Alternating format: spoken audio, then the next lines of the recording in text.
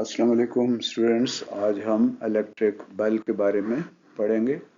बिजली से चलने वाली घंटी। ये घंटी हम घर में इस्तेमाल करते हैं।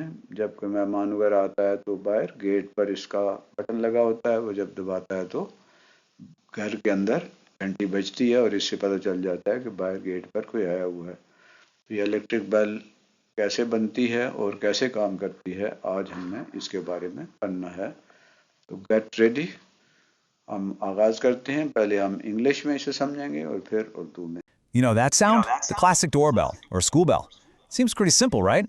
Well, it turns out there's some seriously clever engineering packed into that little device. Today, we're going to break down exactly what makes it tick. But here's the real puzzle, the thing that makes it so cool. You push the button just once, right? But the bell doesn't just go ding. No, it goes brrring, a continuous sound. So how does one single push create this crazy rapid-fire repeating action? That's the big mystery we're solving.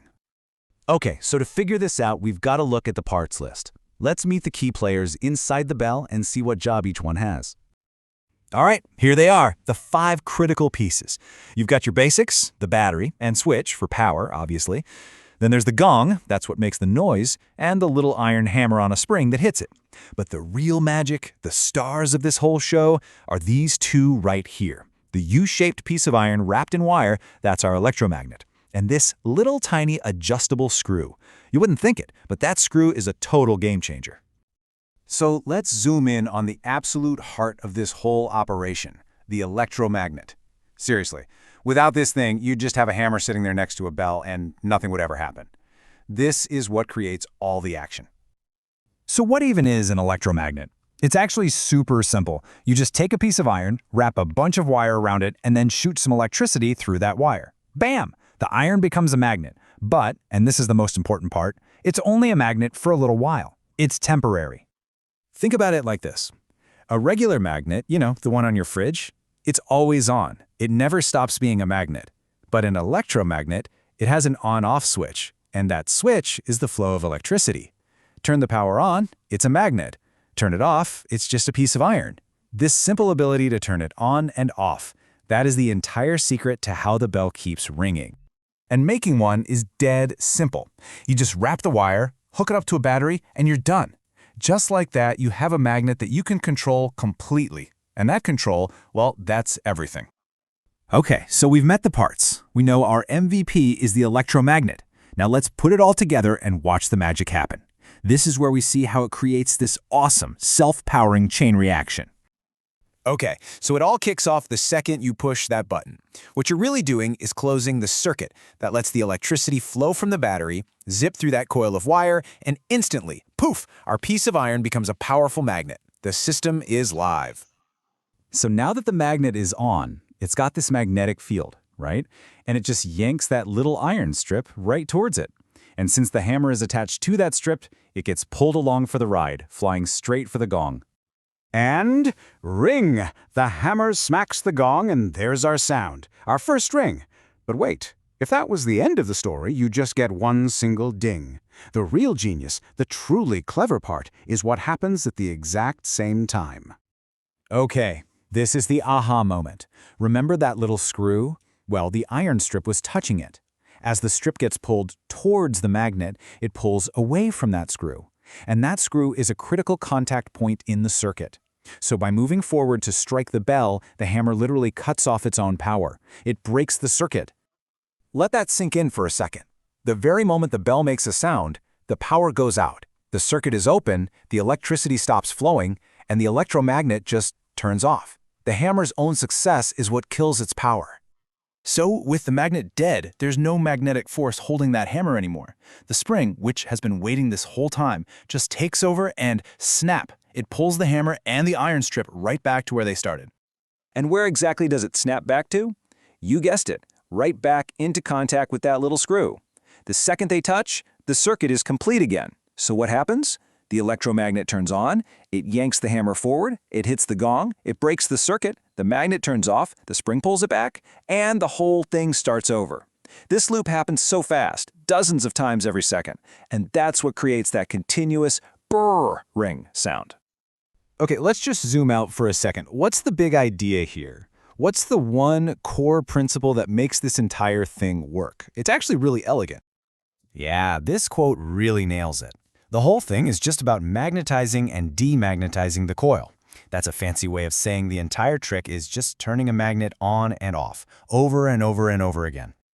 So if there's one thing to remember, it's this. An electric bell is basically a self-interrupting circuit. It's a machine designed to constantly break its own power and then fix it again. The magnet turns on, which makes the hammer move. That movement is what turns the magnet off, and the magnet turning off is what resets the whole system. It's just a perfect, tiny feedback loop. And what's really cool is that this idea, this little on and off magnetic principle, it's not just for bells. It's the engine behind all sorts of things, like buzzers or the clicking relays in older electronics. It's a fundamental concept. So I'll leave you with this question. What other devices can you think of that might be using a trick just like this? Electric bulb बनाने के लिए जो सामान हमें चाहिए होगा उसमें सबसे पहली चीज़ है यू शेप आयरन कोर, फिर copper wire, soft iron strip, hammer, flexible steel strip चाहिए, बैटरी, पुश बटन, गॉन्ग। ये कोई मेटल की प्लेट या कटोरी होती है जिस पे हथौड़ी जब लगेगी तो इससे आवाज़ पैदा होगी। एक बोर्ड लकड़ी का चाहिए जिसके ऊपर हम इस सारे सामान को सेट करेंगे, और एक छोटा सा स्क्रू चाहिए, पेच। और इन सब चीज़ों को सेट करने के लिए, बोर्ड पर लगाने के लिए हमें एक पेचकस यानी स्क्रू ड्राइवर की ज़रूरत होगी। सबसे पहले हमने कॉपर यानी तांबे की तार को यू शक्ल के लोहे के टुकड़े के दानों बाजू पर अच्छी तरह लपेटना है। हम इससे पहले पढ़ चुके हैं कि जब इस तरह की तार में से बिजली गुजरती है तो वो एक आर्जी मकनातीस बन जाता है। इस मकनातीस को हम क्या कहते हैं? पता है, आपको मालूम है कि हम इस मकनातीस को क्या कहते हैं जो बिजली गुजरने पर मकनातीस बनता है? हाँ, बिल्कुल ठीक, आपने सही बताया। इसे इलेक्ट्रोमैग्नेट या बरकी मकनातीस कहते हैं। तो जब हम इस यू शक्ल के लोहे के टुकड़े के ऊपर तांबे की तार लपेटेंगे तो जब उसमें से बिजली गुजरेगी तो वो मकनातीस बन जाएगा, इलेक्ट्रोमैग्नेट बन जाएगा। और ये असल में इस पूरी जो बिजली की से चलने वाली घंटी है उसका गोया ये एक इंजन है। तो आइए अब हम सर्किट को बनाते हैं। सबसे पहले हमने क्या करना है, बैटरी लेनी है। हमारे पास एक बैटरी हो, उस बैटरी के साथ ही हमारे पास बैटरी है, इस बैटरी के साथ हमने तारें जो हैं इस तरह जोड़नी है। इसके साथ यहाँ से एक वायर लेके ये बीच में पुश बटन लगाना है, फिर वो यू शेप कायल, फिर वो आयरन स्ट्रिप उसके साथ एडजस्ट करनी है, और ये एडजस्टेबल स्क्रू है। और यूँ ये वो जो स्ट्रिप है फ्लेक्सिबल वो हमने यहाँ लगा दिया, और इस तरह ये सर्किट हमारा इस इलेक्ट्रिक बेल का मुकम्मल हो गया है। इसमें देखें, अब ये बैटरी है, बैटरी के साथ हमने एक पुश बटन लगा दिया है। पुश बटन जो है उसके साथ ये सॉफ्ट आयरन की जो स्ट्रिप है पतली है वो लगा दी। इसके साथ ये एडजस्टेबल स्क्रू है, नीचे ये आर्मेचर है, इसके आगे हैमर लगा है, और इसके साथ ये एक स्प्रिंग है। और ये हमारी जो इलेक्ट्रिक बेल है उसका यू शेप आयरन की जो पीस है इसके ऊपर वो जो हमने वायर लपेटी थी कॉपर की, वो लपेट के अब इसकी तार जो है वो यहाँ से जो कायल है इसको दूसरी तरफ बैटरी के साथ एडजस्ट कर दिया। अब ये अमल कैसे करती है? जब हम पुश बटन को दबाते हैं तो करंट यहाँ से बहता है, और ये करंट यहाँ से स्क्रू से होता हुआ यहाँ से इस कायल में आता है, और ये कायल जो है यहाँ से फिर होता हुआ वापस बैटरी में चला जाता है। अब जब इस कायल में से करंट गुजरता है ना तो ये मैग्नेट बन जाता है, इलेक्ट्रोमैग्नेट बन जाता है। जब ये इलेक्ट्रोमैग्नेट बनता है तो इस आर्मेचर को ये नीचे खींच लेता है। जब ये आर्मेचर नीचे आता है तो ये हैमर इस गांग के ऊपर लगता है, इससे आवाज़ पैदा होती है। अच्छा, जब ये नीचे आता है तो यहाँ से इस एडजस्टेबल स्क्रू जो है इससे अलग हो जाता है। जब अलग हो जाएगा तो ये सर्किट यहाँ क्या होगा, ओपन हो जाएगा, यानी यहाँ से अब करंट जो बहना बंद हो जाएगा। जब करंट बहना बंद हो जाएगा यहाँ से करंट आगे नहीं आएगा। तो ये जो इलेक्ट्रोमैग्नेट था, इसमें से जब करंट नहीं गुजरेगा तो ये इलेक्ट्रोमैग्नेटिज्म इसकी ख़त्म हो जाएगी, यानी ये डीमैग्नेटाइज हो जाएगा। जब ये डीमैग्नेटाइज होगा तो ये आयरन की जो स्ट्रिप है, आर्मेचर है, इसको छोड़ देगा। क्योंकि मैग्नेट नहीं रहा तो इसको मैग्नेट की वजह से इसने नीचे खींचा था। जब ये नीचे इसको छोड़ देगा तो ये क्या होगा, आर्मेचर वापस जाके इस स्क्रू के साथ अटैच हो जाएगा। जब स्क्रू के साथ अटैच होगा तो अब ये यहाँ से करंट जो है फिर आएगा और यहाँ से होता हुआ इसमें से गुजरता हुआ, फिर जब इसमें से गुजरेगा तो इस तरह ये फिर इलेक्ट्रोमैग्नेट बन जाएगा। जब ये इलेक्ट्रोमैग्नेट बनेगा तो इस आर्मेचर को नीचे खींच लेगा और इस तरह ये फिर हथौड़ी जो है इसके ऊपर लगेगी, गांग के ऊपर, इस कटोरी के ऊपर, इस प्लेट के ऊपर, और इस तरह फिर बजेगी। ये अमल बार बार होगा। जब ये नीचे आएगा तो यहाँ से सर्किट ब्रेक हो जाएगा। जब ये सर्किट ब्रेक होगा तो इलेक्ट्रोमैग्नेटिज्म इसका ख़त्म हो जाएगा, डीमैग्नेटाइज हो जाएगी ये बार, ये जो यू शेप पीस है आयरन का।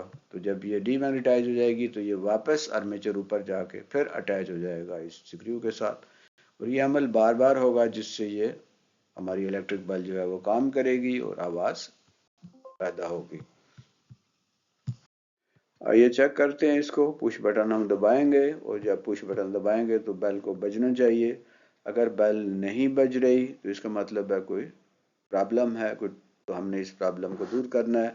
उसका तरीका यह है कि वो स्क्रू जो है, एडजस्टेबल स्क्रू, उसको ठीक कर लें, स्प्रिंग को ठीक कर लें, सर्किट को चेक कर लें कि कहीं से कोई तार लूज ना हो।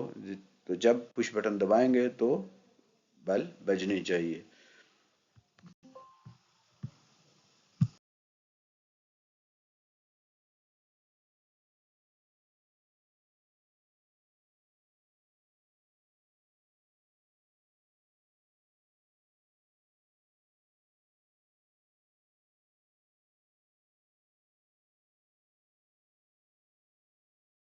हम एक दफ़ा फिर देख लेते हैं कि होता क्या है असल में। तो जब हम इस पुश बटन को दबाएंगे तो ये जो वायर है, कोर है, ये इलेक्ट्रोमैग्नेट बन जाएगी। जब इलेक्ट्रोमैग्नेट बनेगी तो इस हैमर को अपनी तरफ, आर्मेचर को अपनी तरफ खींचेगी, और जब खींचेगी तो सर्किट जो है ब्रेक हो जाएगा। जब सर्किट ब्रेक हो जाएगा, ओपन हो जाएगा, तो उससे फिर वो इलेक्ट्रोमैग्नेटिज्म ख़त्म हो जाएगा और ये हथौड़ी वापस आ जाएगी। जब वापस आएगी तो फिर इसके साथ अटैच होगी सर्किट के साथ, और फिर करंट बहना शुरू हो जाएगा और ये दोबारा इलेक्ट्रोमैग्नेट कायल बन जाएगी और घंटी दोबारा नीचे जाकर बेल के साथ, इस कटोरी के साथ, गांग के साथ लगेगी और इस तरह जो है आवाज़ फिर पैदा होगी। The main principle followed by the electric bell is the rapid magnetizing and demagnetizing of the coil. यानी इसमें जो बुनियादी उसूल ये है कि कायल जो है मैग्नेटाइज हो जाती है और फिर डीमैग्नेटाइज हो जाती है, इससे ये बेल जो है वो बजती है। तो आइए देख लेते हैं। हम आज के इस सबक में इलेक्ट्रिक बेल को असेंबल करना हमने सीखा है। तो सबसे पहले हमारे पास, हमने कहा, एक यू शेप आयरन का पीस होना चाहिए। एक कॉपर वायर है जो कि हमने इसके आर्म जो है, ये इसकी लेग्स हैं, इनके ऊपर लपेट दी है, ठीक। और उसके बाद हमें आर्मेचर एक चाहिए जिसके साथ एक स्ट्रिप लगी हुई हो, और उसके बाद एक एडजस्टेबल स्क्रू जहाँ से हम करंट को, फ्लो को एडजस्ट कर सकें। एक गांग चाहिए, कटोरी, हैमर चाहिए, और ये स्क्रू है एडजस्टेबल, और एक पुश बटन या स्विच है, और बैटरी।